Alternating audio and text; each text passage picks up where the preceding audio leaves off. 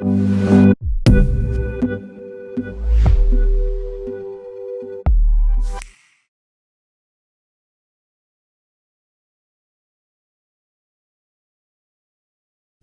offers you the possibility to secure your infrastructures in a private network using vRack.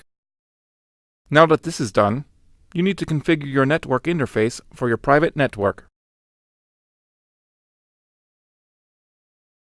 Here is your public interface, and here is your private interface.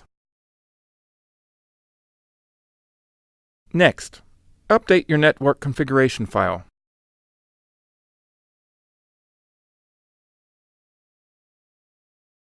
Then, reboot. And we repeat these steps for each server. Voila! You now have a secure private network that you can configure up to 4,000 VLANs.